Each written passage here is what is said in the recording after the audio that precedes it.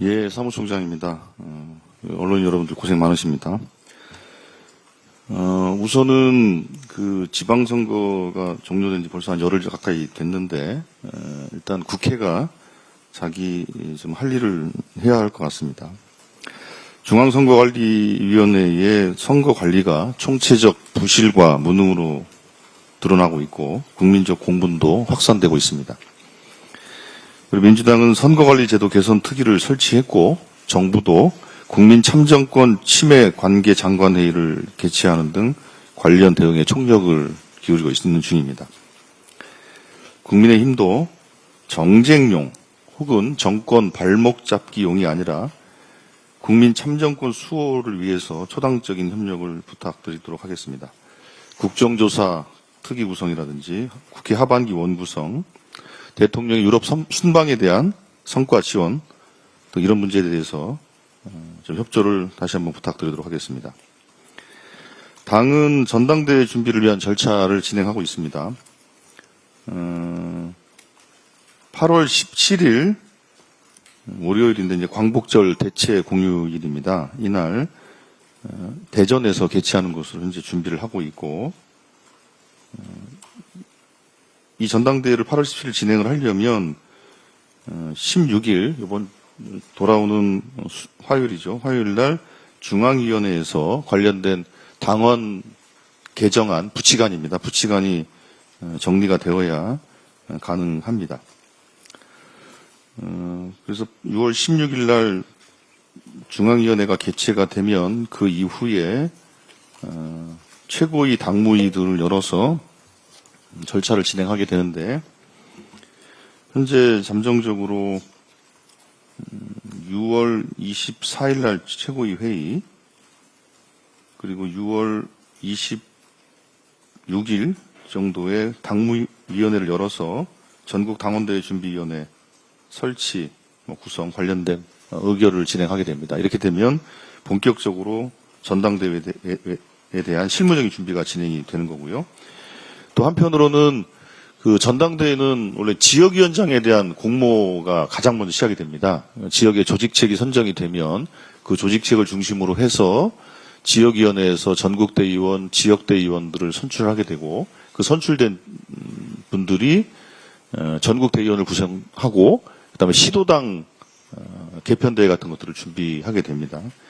그래서 조광특위를 열어서 내일 월요일까지 지역위원장 공모 작업이 현재 진행 중이고요.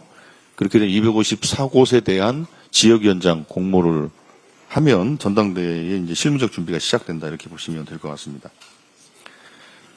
대체적으로 저희들이 가지고 있는 스케줄 상으로는 7월 16, 17 정도에 당대표 및 최고위원 후보자에 대한 등록이 진행이 되고, 그렇게 되면 이제 당대표 같은 경우 4인 이상의 경우에 예비 경선을 하도록 돼 있고, 당대표 최고위원들 예비 경선을 진행하면 아마 본경선은 후보 등록 한 일주일 정도 지나서 본경선이 진행되는 것으로 그렇게 이해하시면 될 것 같고요. 그러면 이제 순회 경선을 진행하게 될 겁니다. 그렇게 보시면 될 것 같고요. 예. 그리고 지금 이제 지방선거와 관련된 평가도 현재 진행을 하고 있습니다.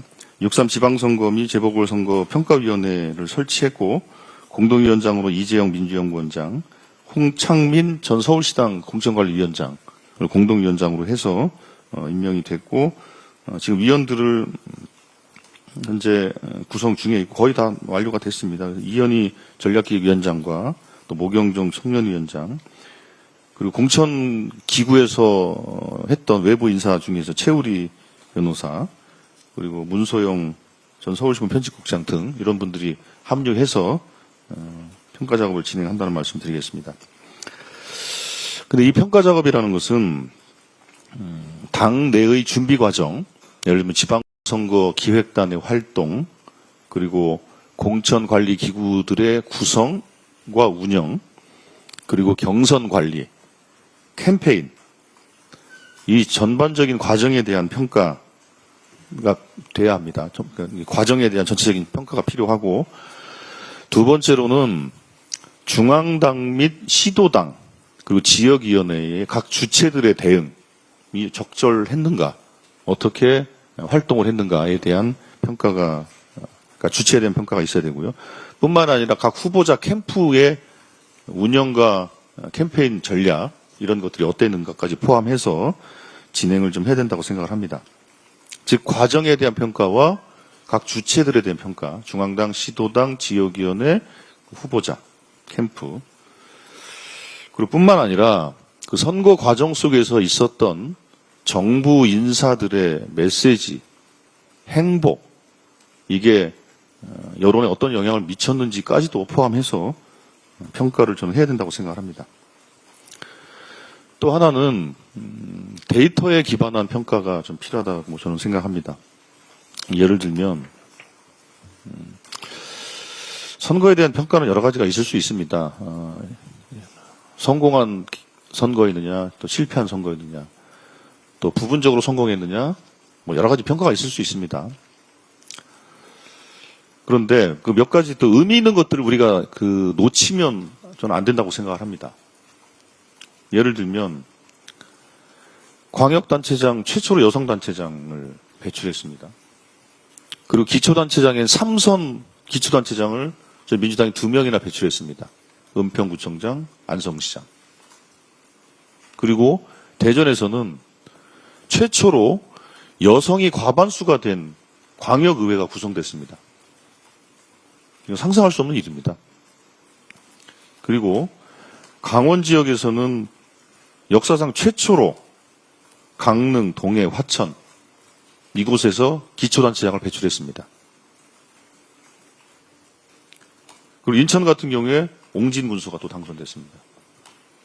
이런 것들을 좀 평가해야 된다고 생각을 합니다.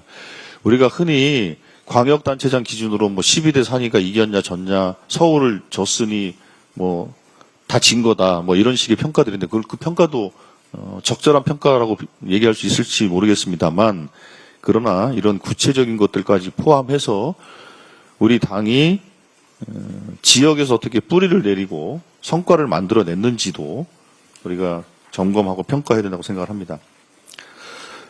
또 하나 말씀드리면 우리가 지방선거 기준으로 최종적으로 3,192명이 출마를 했습니다. 중간에 뭐 사퇴를 하거나 뭐 이런 분들, 그다음에 이중 당적 등으로 이제 중간에 자격이 박탈된 분들도 있었거든요. 이런 분들 빼고 3,192명이 출마해서 2,294명이 당선됐습니다.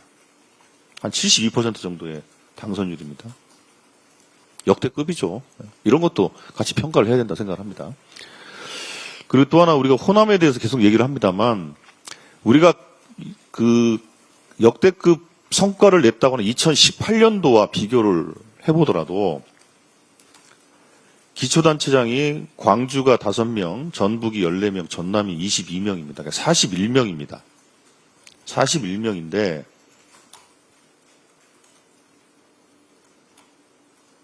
응? 41명 맞나? 맞습니까? 산수가? 맞죠? 그렇죠? 예, 예. 예. 전체가 이런 게 아니고, 이게 뭔가 좀, 통계가 좀 이상한 것 같다. 2018년도에 광주, 전북, 전남 해서 우리 민주당이 29곳이 당선됐어요. 29곳.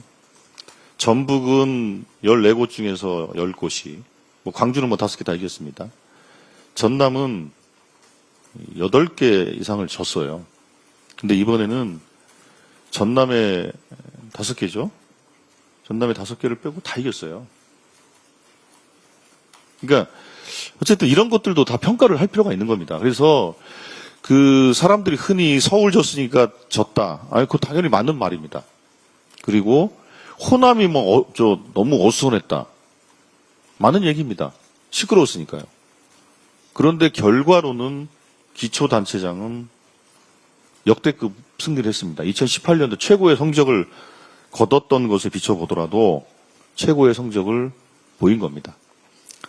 서울의 경우에도 지금 서울시당 직무대행께서 옆에 앉아 계십니다만, 시장 선거는 졌지만 25개 구청장 중에서 지난번 2022년도에 18대 17이었죠? 그렇죠? 그게 완전 거꾸로 됐습니다. 그리고 광역의원 80석을 확보해서 과반뿐만 아니라 3분의 2 이상을 확보했습니다. 그렇기 때문에 서울시장 선거의 경우에도 서울시장 투표, 기초단체장 투표, 광역의원 투표, 왜 각기 이렇게 교차 투표 현상이 벌어졌는가. 이런 부분들에 대해서 좀 냉정하게 우리가 엄밀하게 평가를 해봐야 된다고 생각을 합니다. 그냥 단순하게 겉으로 드러나는 데이터나 인상, 비평 수준을 뛰어넘어서 데이터에 기반해서 우리가 좀 평가를 할 필요성이 있다. 그래야 다음번 총선에 대한 대비를 정확히 할 수 있을 것이다. 저는 이렇게 생각을 합니다.